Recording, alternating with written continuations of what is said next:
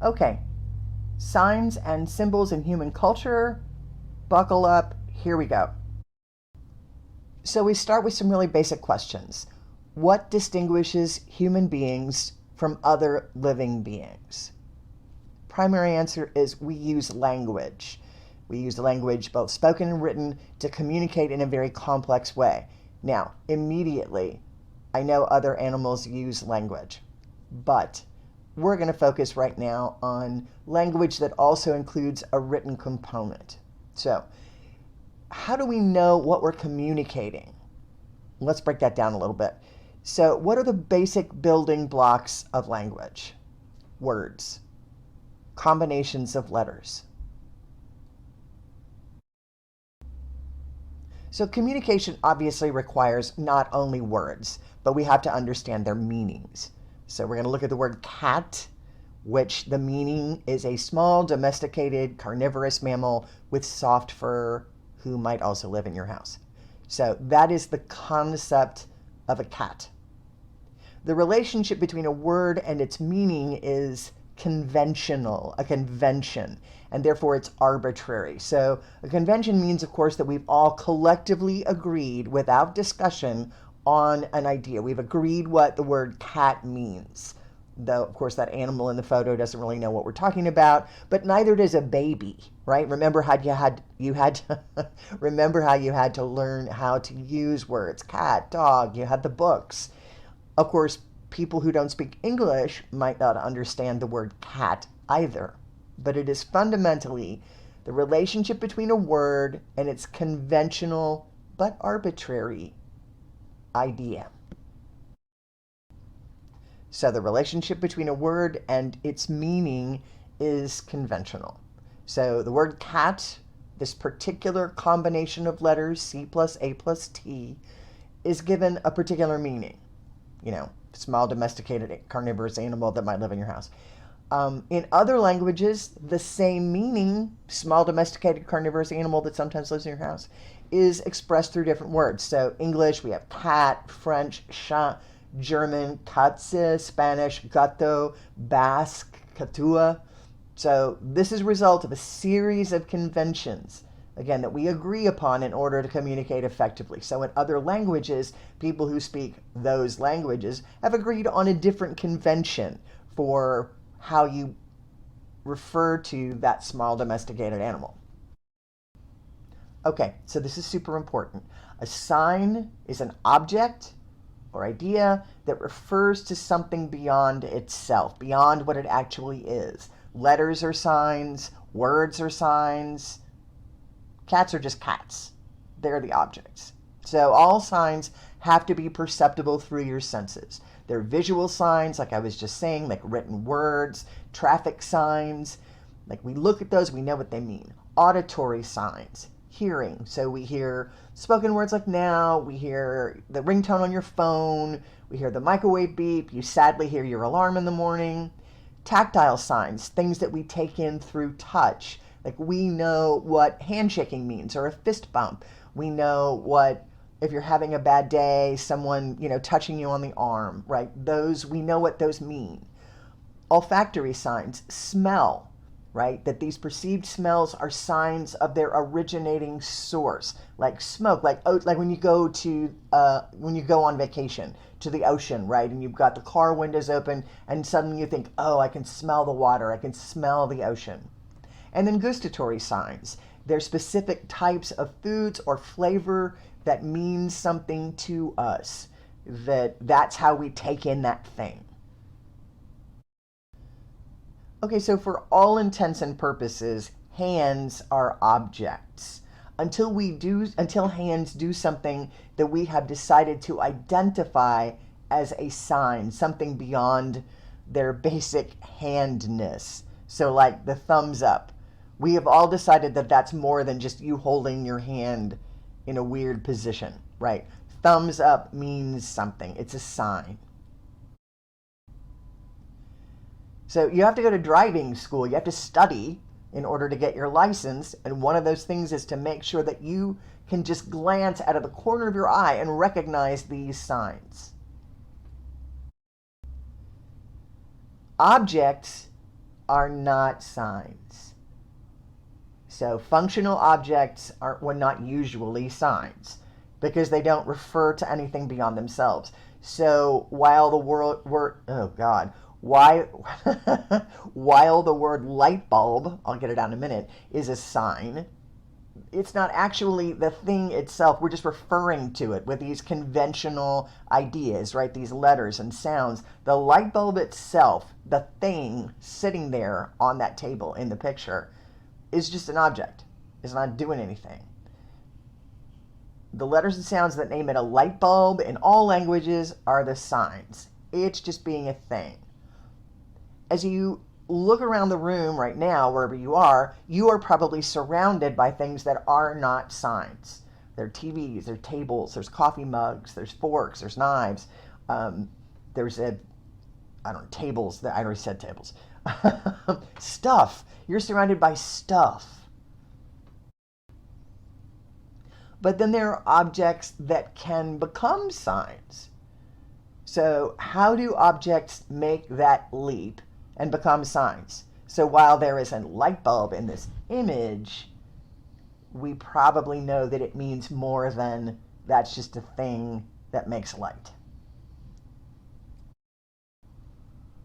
So the same object can be a sign or not a sign, depending on the context. So those particular shoes there on the left are Beyonce's Louboutins.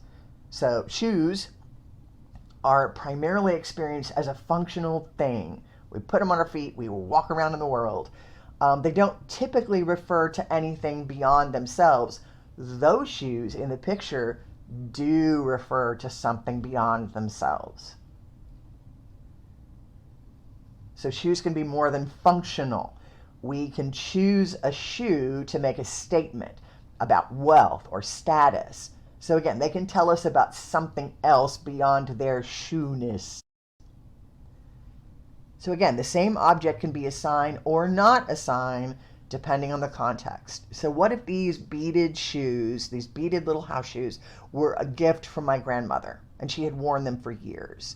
So they start signifying something else. They start communicating something besides their shoeness, right? To you, looking at them, they might be, oh, nice beaded shoe. To me, they're more than that. They mean they have a personal idea, a connection, an emotion, a history. They're not just shoes to me. I'm the context. My life, my relationship to these shoes is their context. But the meaning of these signs is not universal, right? So a sign can have different meanings in different cultures. So like the sound cake can use different letters in different languages to indicate, to sign the sound it makes. So for example, the word pan, P-A-N, the three letters, those signs in the Roman alphabet, can have put together and create different meanings. P plus A plus N. So Pan is a cooking implement. Pan is a Greek god who played a flute-type instrument. And pan, bread, in Spanish. So we agree on the signs, those Roman letters, but the meanings and objects are entirely different. So we're going to classify signs and symbols now. There are two kinds of signs. They're instrumental signs, like the traffic signs we were looking at, and they're symbol signs.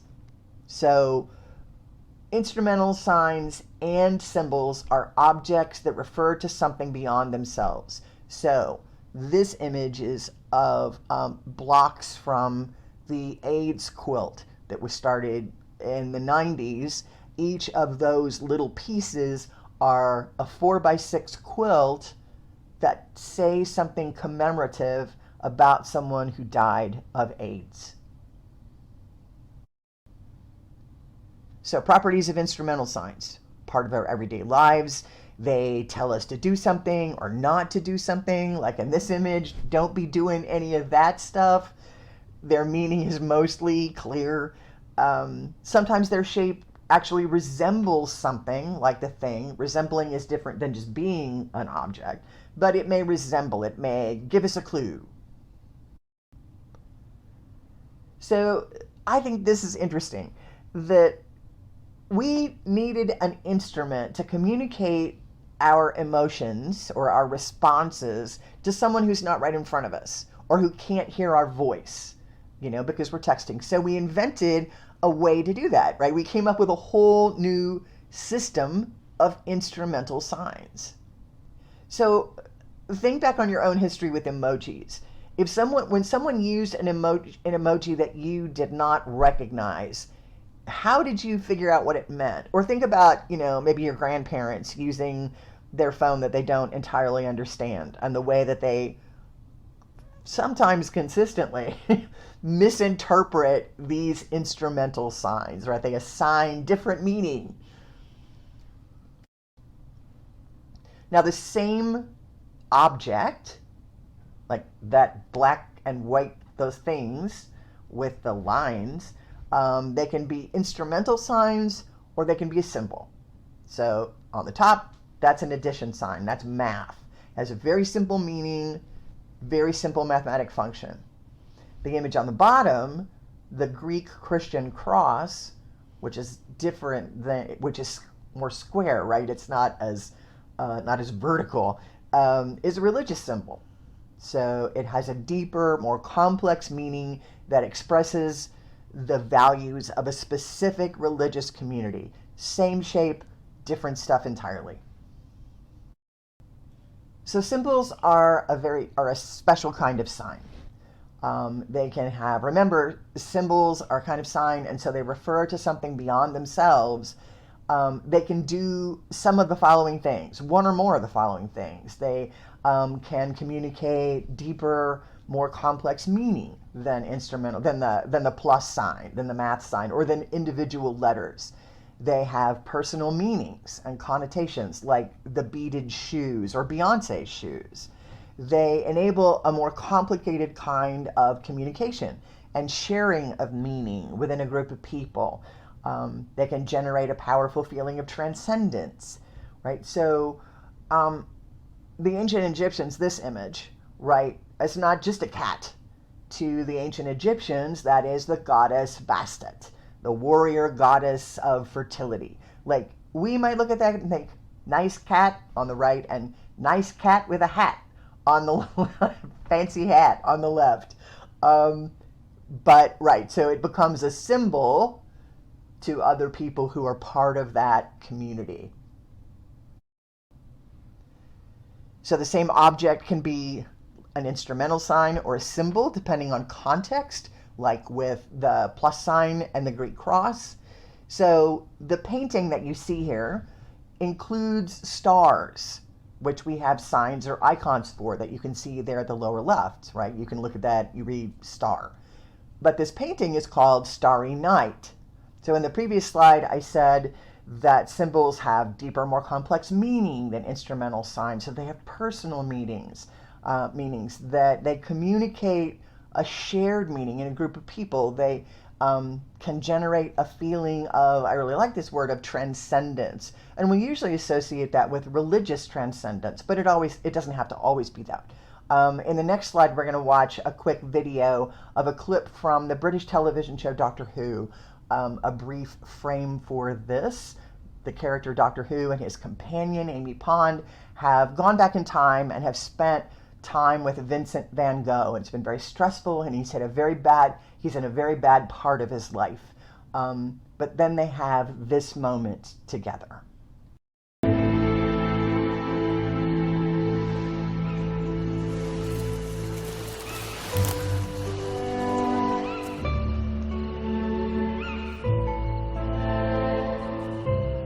Hold my hand, Doctor. Try to see what I see. We're so lucky we're still alive to see this beautiful world. Look at the sky. It's not dark and black and without character. The black is in fact deep blue. And over there, lighter blue. And blowing through the blueness and the blackness, the wind swirling through the air, and then shining, burning, bursting through the stars. Can you see how they roll their light? Everywhere we look, complex magic of nature blazes before our eyes. I've seen many things, my friend, but you're right. Nothing quite as wonderful as the things you see.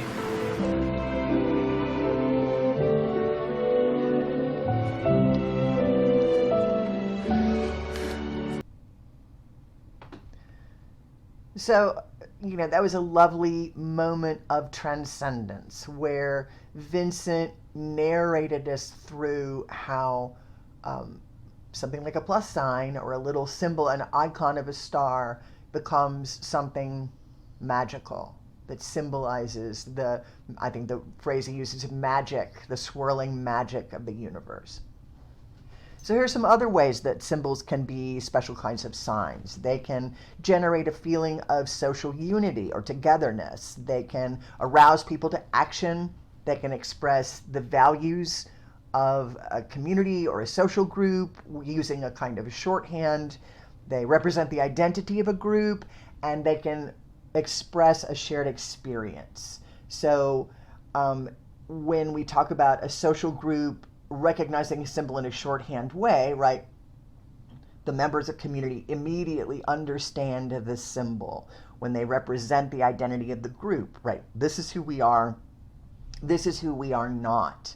So the mask that she's wearing, right, with the signs B plus L plus M, those letters are not just signs, they have become a symbol for something larger than the letters B plus L plus M.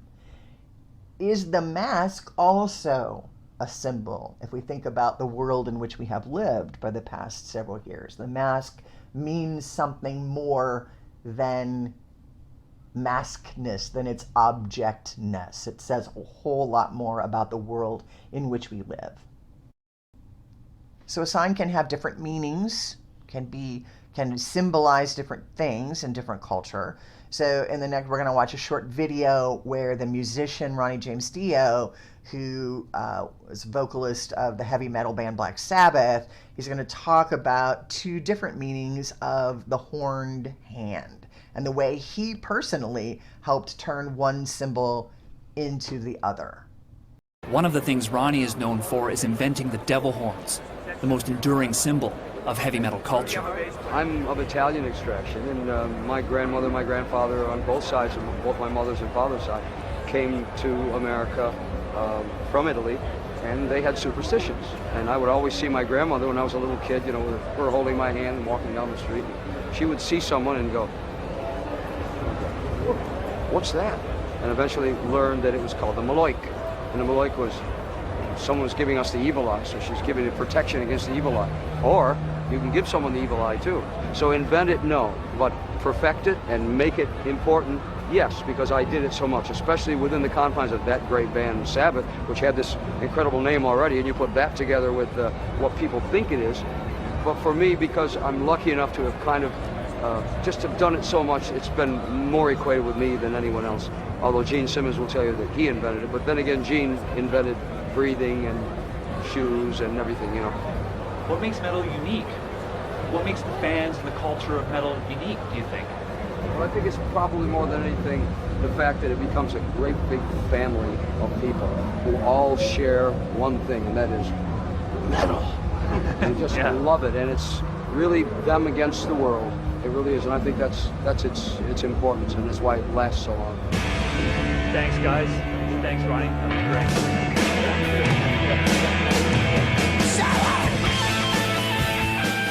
So Ronnie told us how the evil eye became a symbol for, as he put it, the family of metal fans. So we're going to look at a thing that has become a symbol, looking at pianist Glenn Gould's chair. So Glenn Gould was a Canadian pianist, hugely celebrated, one of the best pianists in the 20th century. But he used a single chair for his entire professional life.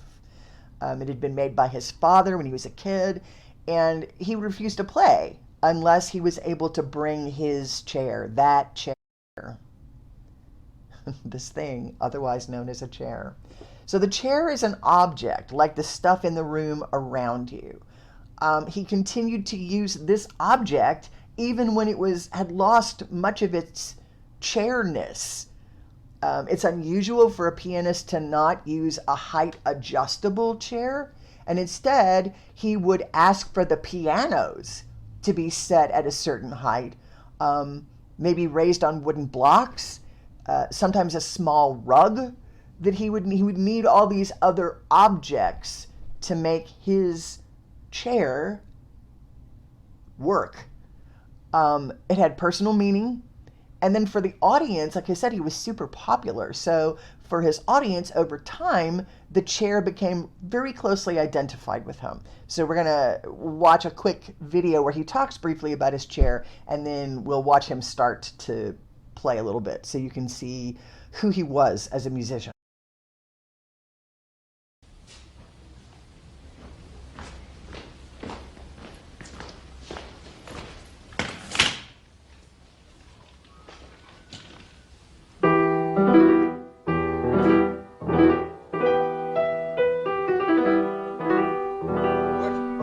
What an odd instrument you've got there.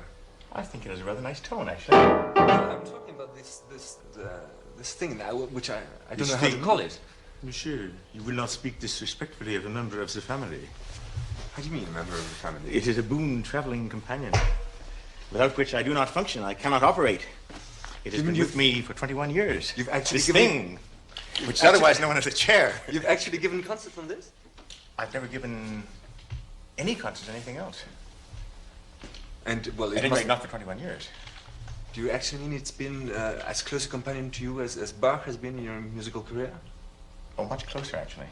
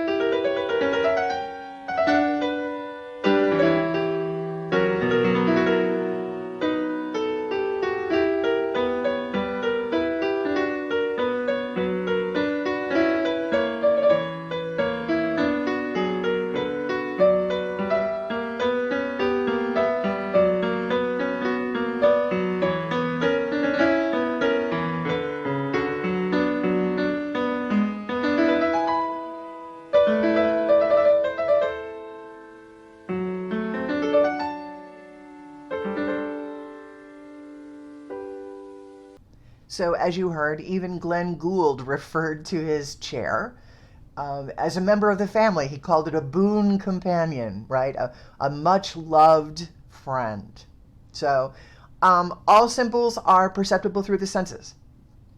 So auditory symbols, like national anthems, right? They express something patriotic. They express a national identity that we feel connected to. You think about a time maybe when you were in some sort of venue and all of a sudden you heard the national anthem maybe a little differently, and it went from something that you're kind of, wow, I hope they finish singing this soon, or who can even hit that high note, to something that ended up being profoundly moving. Often they're sort of authorized by the government. This is our national anthem, or this is our state song. Though not always. During the Civil Rights era, the Black national anthem was the song Lift Every Voice and Sing.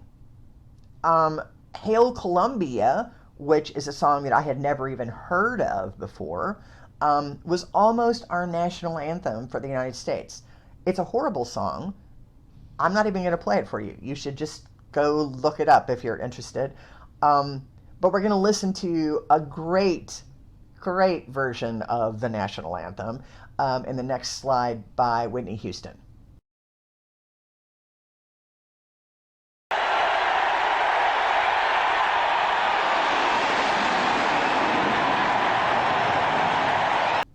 I don't know, there's something about her exuberance when she sings, especially the last few phrases where she just throws back her head, where suddenly that song sounds different. All right, so again, symbols are perceptible through the senses. Protest songs are a great way to explore auditory symbols, and we'll look at those more closely later in the course. They're tactile symbols, physical gestures that have a deeper meaning. So some of those, like I mentioned earlier, they can be a fist bump. They can be putting your hand on the shoulder of someone who's having a hard day, but they can also be something more profound. They can be exchanging rings in a wedding ceremony, the kind of rituals where in some cultures that you prepare a body for burial. Shaving a baby's head for the Akika ceremony, throwing your mortarboard in the air after you graduate. Lots of different kinds of dancing, both social, cultural kind of dancing and ritual kind of dancing.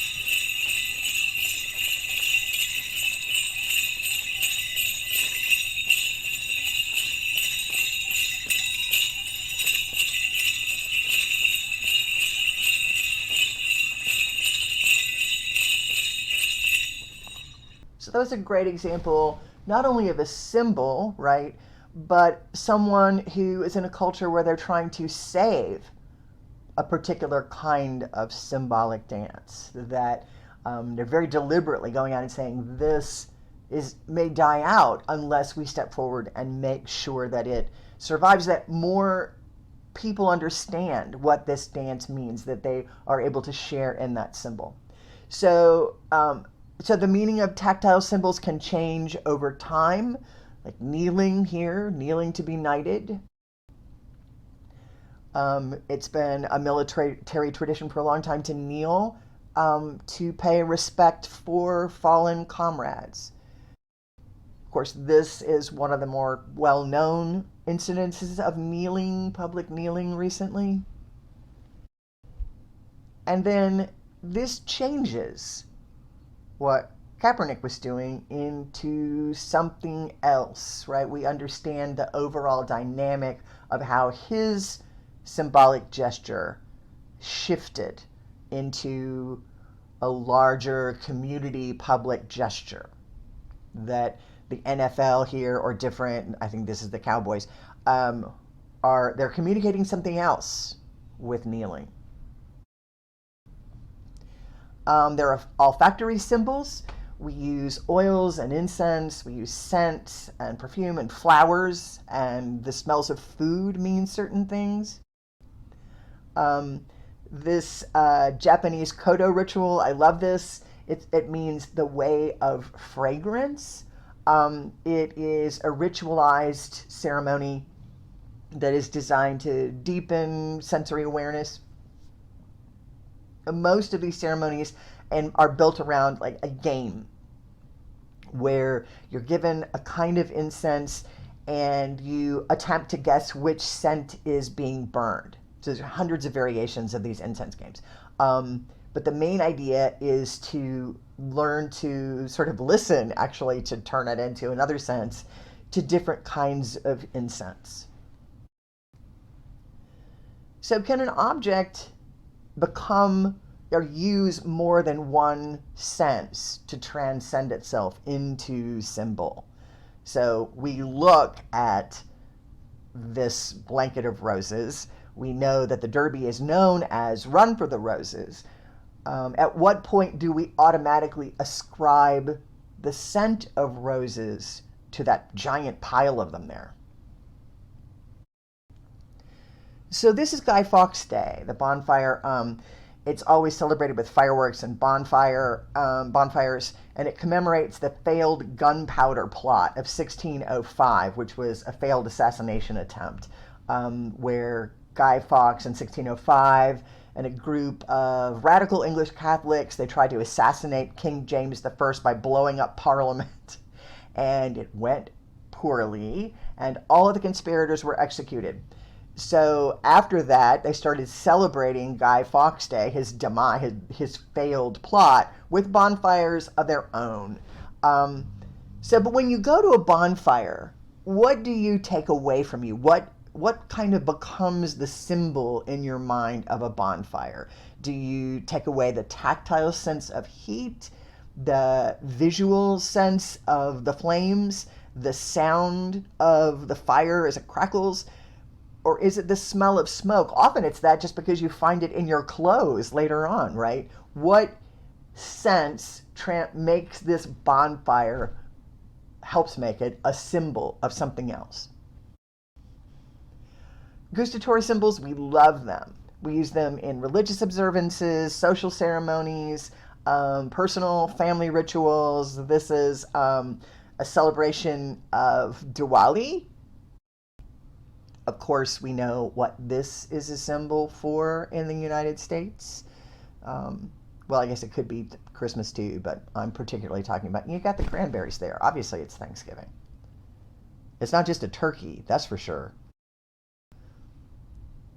So this is Passover, right? Again, sometimes these symbols are religious, sometimes they're cultural.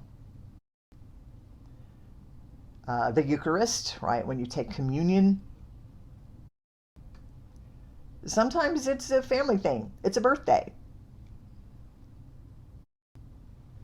All right. So as you can see, there are plenty of layers that we have to work through when we're figuring out signs and symbols. But if we go back to our original idea, how human beings use language to communicate, we also have to look at why we want to communicate, what we're trying to do. Sometimes we use signs like, we need a new chair, right? That chair, the word, symbolizes that thing we're going to, or not symbolizes, indicates that thing we need to sit on. Sometimes it's more of a story, like Glenn Gould's chair that has this whole life all to its own. It has its own unique narrative, right? So whether it's Glenn Gould's chair or Beyonce's shoes or Van Gogh's stars, they all have a kind of a story that they stand in for, that they symbolize. So in this module, we're talking a lot about narrative, about the stories that we tell, why we tell them, why we need to tell them, how we can explore them further. We'll be looking into the work of two visual artists, Edgar Hepworth, whose work you see here, one of his installations exploring the Trail of Tears, and Jenny Holzer. Both of them use literal signs to create larger symbolic meaning that tell stories.